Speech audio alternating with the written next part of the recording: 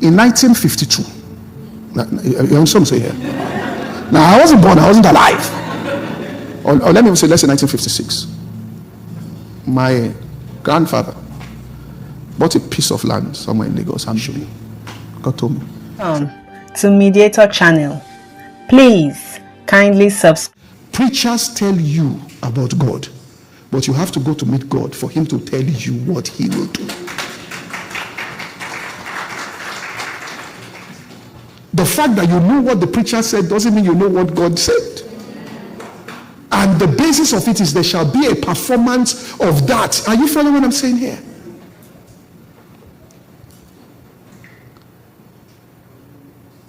I mean, I've said this a couple of times. And you can't just go with that, what we used to call head knowledge, because, let me put it this way, there's a way that seems right to a man. The tree of life means, no matter how experienced I am, I have to ask God every day, do I go or do I not go? You can't say that I am victorious in Christ and fight every battle. It's not. If you are disturbed, you are disturbed. Are you following what I'm saying here? Faith is an action, but not all actions are faith. Do you get what I'm saying? Okay. If you write a check for a car dealer and your account is still 2,500, your check will bounce. Are you following what I'm saying here? The major thing is that a deposit was made. That's the major thing, not a check was written. The major aspect of faith is the transfer from God into you. Are you following what I'm saying? That's why Peter and John could look at that man that was lame and said, they came to silver. I said, silver and gold have we not, but such as I have.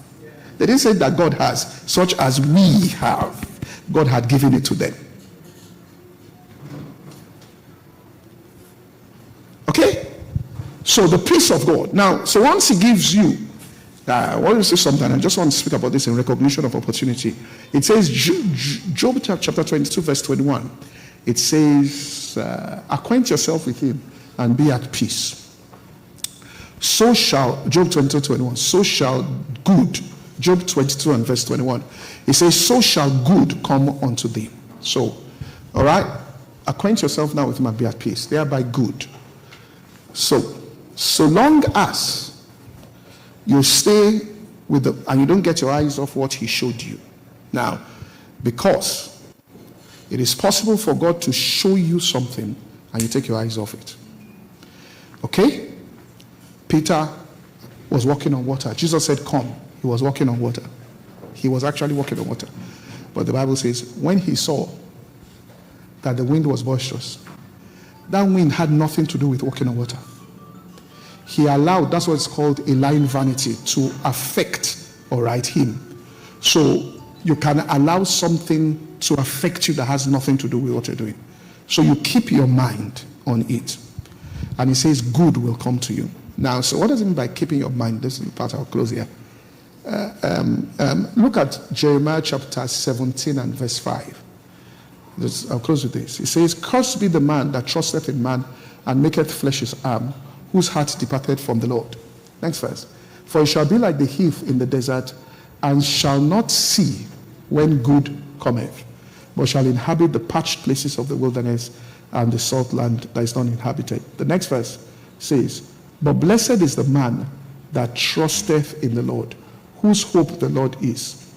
He shall be as a tree planted by the waters, and spreadeth out its roots by the river, and shall not see when heat cometh. His leaf shall be green, and shall not be careful in the year of drought, and shall not cease from what? Bearing fruit. So first one says he won't see when good comes. This person says, verse 7, who says, trust in the Lord. That's what he says. Whose hope the Lord is. He shall be like a tree planted by the waters, and spreadeth forth her fruit in that season. Now, if we go back again to Isaiah 26 and verse 3, it says, look at what it says here. It says, verse 3, it says, thou will keep him in perfect peace, whose mind is stayed on thee, because he does what? Trust in thee. Which means a person who trusts in God, his mind is stayed on God. Now, connect this to Psalm 1. Connect it now. The mind stayed and trust with what happened there. Psalm 1, it says, blessed is he that walketh not in the counsel of the ungodly, nor stand in the way of sinners, nor sit in the seat of counsel, but his delight is in the law of the Lord, and in his law he meditates day and night. He shall be like a tree planted by what? Rivers of water, and bringeth forth. So this is a person whose mind, this is how the person who's putting their trust in the Lord, their mind is stayed. When he says you'll be like a tree planted, it means whatever God shows you, plant yourself into it. Let it take deep root on the inside of you. So start meditating on it. And what's going to happen is that person will start seeing good, because good will come. When he says good is going to come, I'm telling you, people will walk into your life. Stuff will happen. Let me tell you this. When you think things are going wrong in your life, God is rearranging stuff. That's all. And if you're going to renovate this place, it has to look worse before it looks. So if he gives you a new picture, are you following what I'm saying here? So you start meditating. Now, let me close this. So what's meditation? Meditation is that you mutter towards and you imagine. Now, I've always preached it, but sometimes we just preach what we know to be right. And sometimes because the Greek word says mutter and imagine. So you say meditation is mutter and imagine. But if you practice muttering and imagining together, you'll know it's not a joke. And every time it talks about, most of the times about meditation, it talks about words. It told Joshua, this book of the law shall not depart out of your mouth, but you shall meditate. He says, let the words of my mouth and the meditation. So it connects speech and meditation. But really, it doesn't mean you do it at the same time. So once he has given you his thoughts, start speaking those thoughts. Then spend time imagining what he has said. Are you following what I'm saying? So if he shows you certain things, spend, let's say 15, 20 minutes, start practicing. Imagine now. When you are imagining it, so let's assume, let me just give an example. Let's assume, and I'll make this practical. A person has a business and the turnover is $500,000. And from the thoughts of God, God is saying, go global. So he looks at it and he looks like the turnover, let's just say, will be 50 million now. So God says, now begin to imagine what I told you. So he starts imagining it. He's speaking it and calling it into existence as though it's well, but he's now imagining it.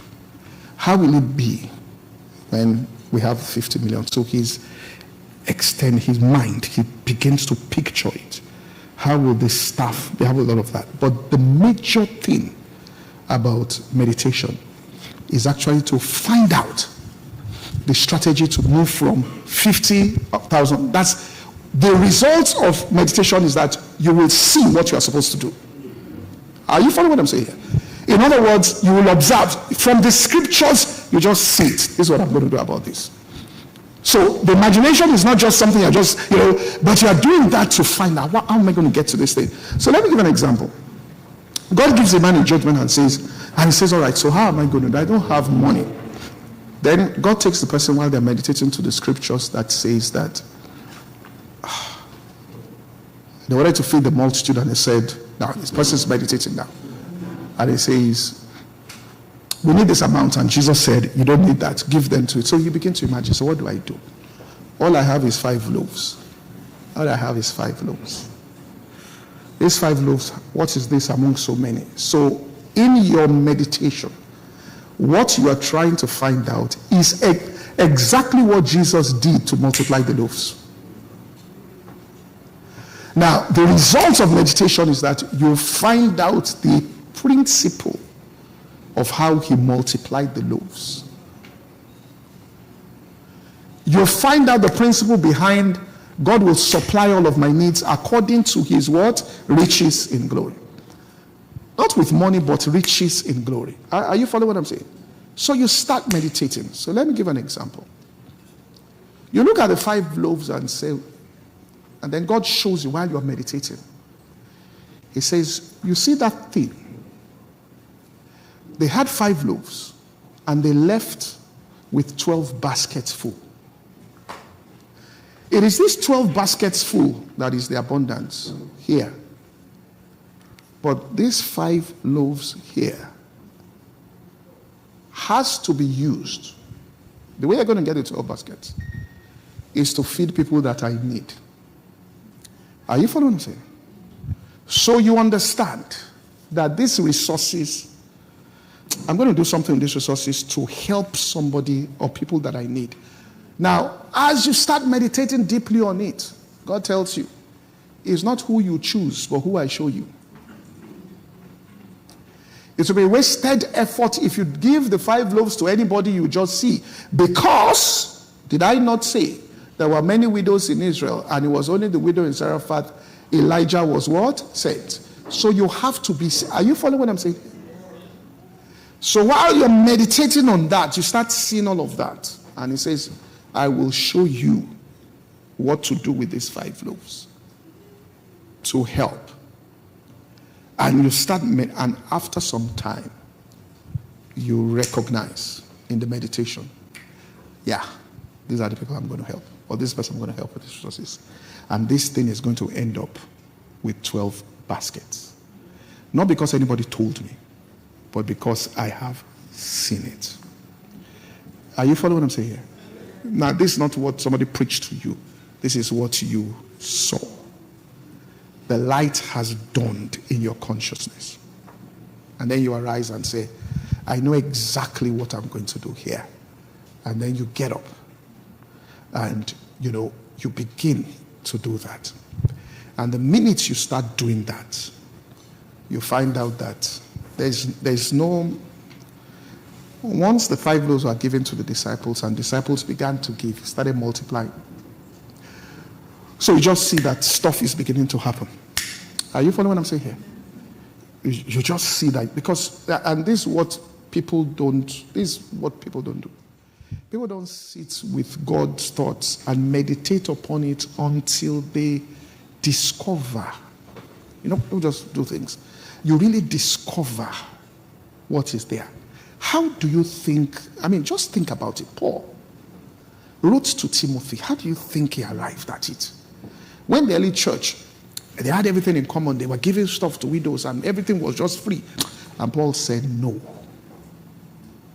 The way this thing is supposed to be given is, and he taught them. That means he must have meditated on it. He must have seen the problems that came as a result of the way the early church did it. Because once they put that thing in project, the power of God left the place. Strife entered into the church for the first time, and James was killed. So there are some things people are just shouting today. In fact, if you are meditating, you will find out that the person who may actually be shouting the most for the poor is Judas. Are you following what I'm saying here?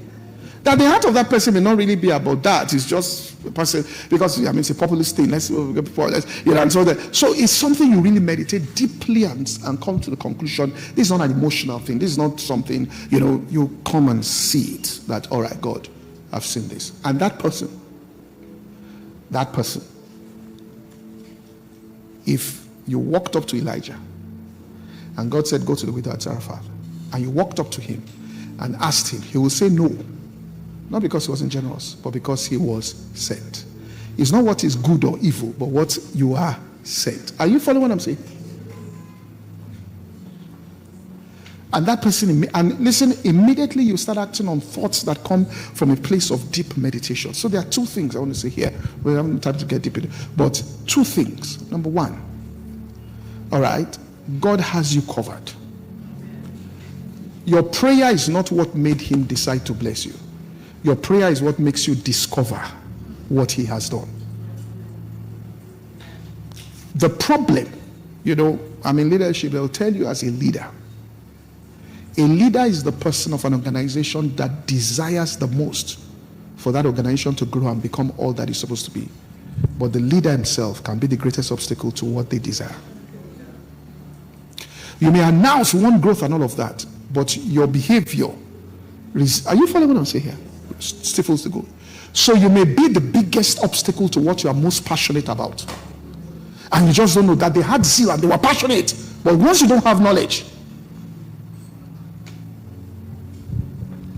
so you just will not have knowledge, and you are really the stumbling block to what you want. Right? So you go to him and you say, look, God, and you worship him, and he begins to communicate the greatness of what he wants to do in your life. The Holy Spirit starts showing you things to come. And he says, listen, sit with this stuff and meditate. Start meditating on it. Listen, it's something I'm meditating on now. I haven't told anybody. But in the course of the meditation, okay, let me just say something about it. Let me say something about what I want to say to show you how deep meditation is. So, in 1952, you want some say here? Now, I wasn't born, I wasn't alive. Or let me say, let's say 1956.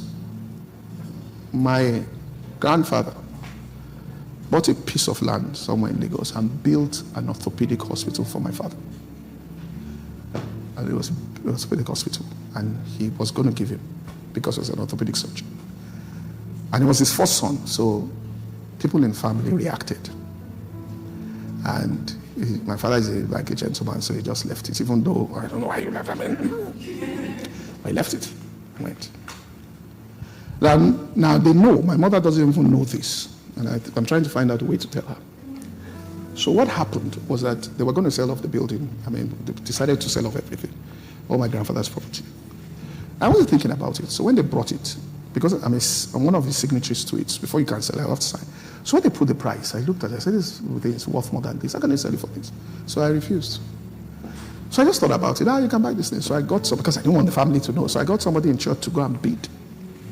But I was funding the bid until we outbidded everybody.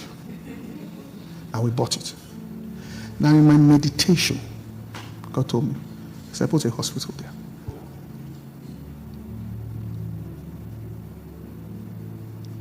Now, in the depth of my meditation, there's somebody who's in church. It was this afternoon while I was meditating.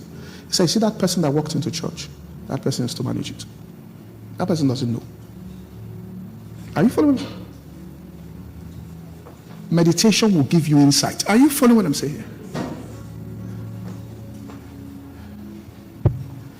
So, some of you is in meditation, you realize the business your grandmother did is what you are to continue.